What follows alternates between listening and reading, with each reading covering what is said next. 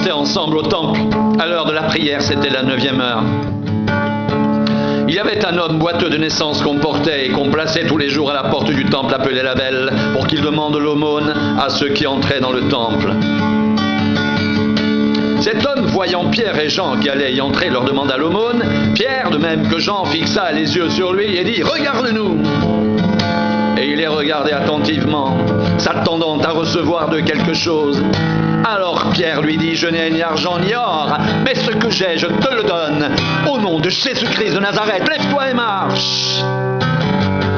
Et le prenant par la main droite, il le fit lever. Au même instant, ses pieds et ses chevilles devinrent fermes d'un saut. Il fut debout et il se mit à marcher. Il entra avec eux dans le temple, marchant, sautant et louant Dieu. Tout le monde le vit marchant et louant Dieu. Il reconnaissait que c'était celui qui était assis à la belle porte du temple pour demander l'aumône. Et ils furent remplis d'étonnement et de surprise au sujet de ce qui lui était arrivé. Comme ils ne quittaient pas Pierre et Jean, tout le peuple, étonné, accourut vers eux au portique, dit de Salomon.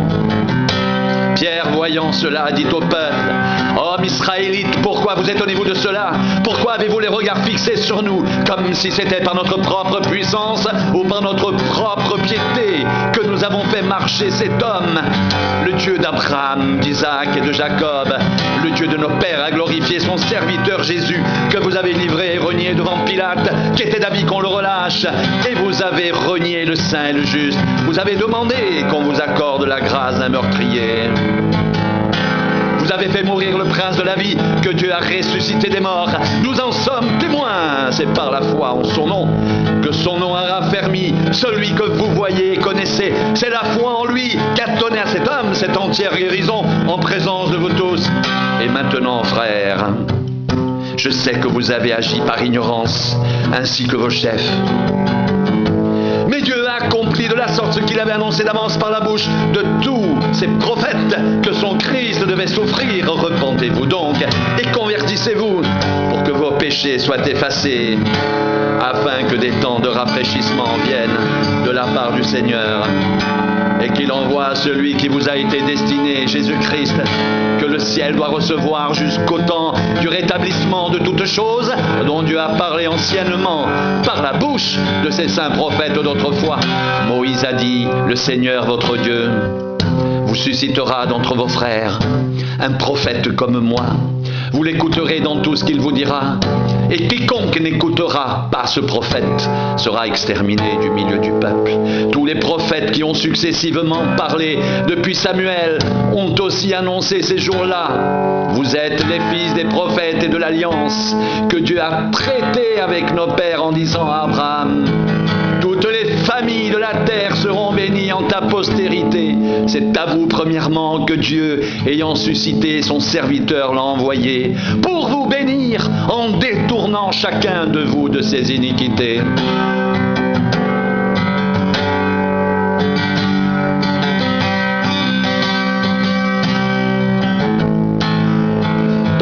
Pierre et Jean parlaient au peuple, survinrent les sacrificateurs, le commandant du temple et les Sadducéens, mécontents de ce qu'ils enseignaient le peuple et annonçaient en la personne de Jésus la résurrection des morts.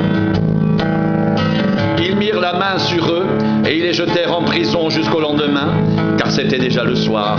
Cependant, beaucoup de ceux qui avaient entendu la parole crurent, et le nombre des hommes s'éleva à environ 5000. Le lendemain, les chefs du peuple, les anciens et les scribes s'assemblèrent à Jérusalem avec Anne, le souverain sacrificateur, Caïphe, Jean, Alexandre et tous ceux qui étaient de la race des principaux sacrificateurs. Ils firent placer au milieu de Pierre et Jean et leur demandèrent « Par quel pouvoir ou au nom de qui avez-vous fait cela ?» Alors Pierre, rempli du Saint-Esprit, leur dit « Chef du peuple et anciens d'Israël, puisque nous sommes interrogés aujourd'hui sur un bienfait accordé à un homme malade, afin que nous disions comment il a été guéri, sachez-le tous et que tout le peuple d'Israël le sache. C'est par le nom de Jésus-Christ de Nazareth que vous avez crucifié et que Dieu a ressuscité ressuscité des morts. C'est par lui que cet homme se présente en pleine santé devant vous. Jésus est la pierre rejetée par vous qui bâtissez et qui est devenue la principale de l'angle. Il n'y a de salut en aucun autre, car il n'y a sous le ciel aucun autre nom qui ait été donné parmi les hommes par lequel nous devions être sauvés. Lorsqu'ils virent l'assurance de Pierre et de Jean, ils furent étonnés, sachant que c'étaient des hommes du peuple sans instruction, et ils les reconnurent pour avoir été avec Jésus.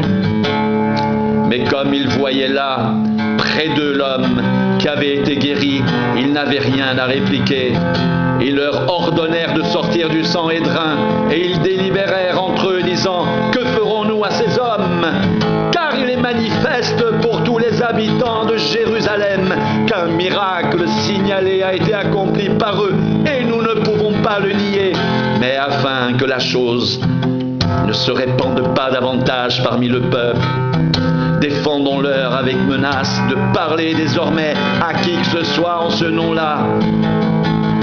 Et les ayant appelés, ils leur défendirent absolument de parler et d'enseigner au nom de Jésus.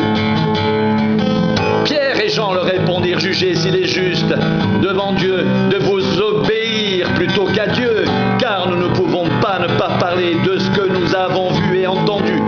Ils leur firent de nouvelles menaces et les relâchèrent, ne sachant comment les punir à cause du peuple, parce que tous glorifiaient Dieu de ce qui était arrivé, car l'homme qui avait été l'objet de cette guérison miraculeuse était âgé de plus de 40 ans.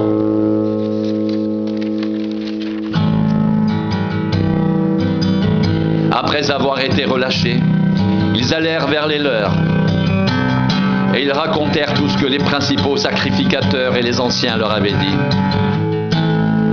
Lorsqu'ils l'eurent entendu, ils élevèrent à Dieu la voix tous ensemble et dirent: Seigneur, toi qui as fait le ciel, la terre, la mer et tout ce qui s'y trouve, c'est toi qui as dit par le Saint-Esprit, par la bouche de notre Père, ton serviteur David: pourquoi ce tumulte parmi les nations et ces vaines pensées parmi les peuples?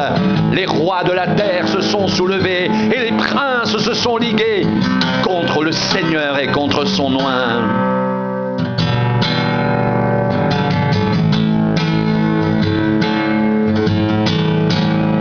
En effet, contre ton saint serviteur Jésus, que tu as oint, Hérode et Ponce Pilate se sont ligués dans cette ville avec les nations et avec les peuples d'Israël pour faire tout ce que ta main et ton conseil avaient arrêté d'avance.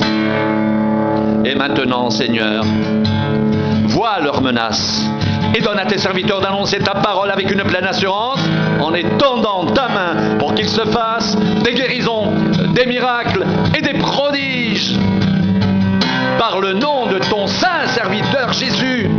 Quand ils eurent prié, le lieu où ils étaient assemblés trembla. Ils furent tous remplis du Saint-Esprit et ils annonçaient la parole de Dieu avec assurance.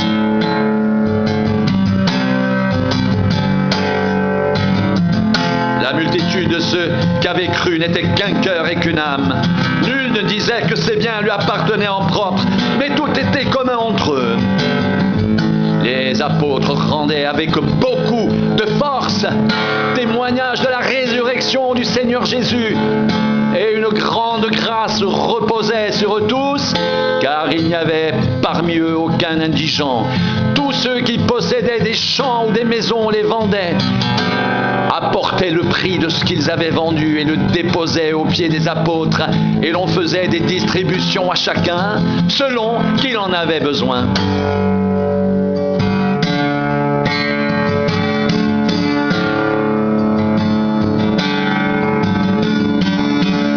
Joseph, surnommé par les apôtres Barnabas, ce qui signifie fils d'exhortation, lévite originaire de Chypre, vendit un champ qu'il possédait, apporta l'argent et le déposa aux pieds des apôtres.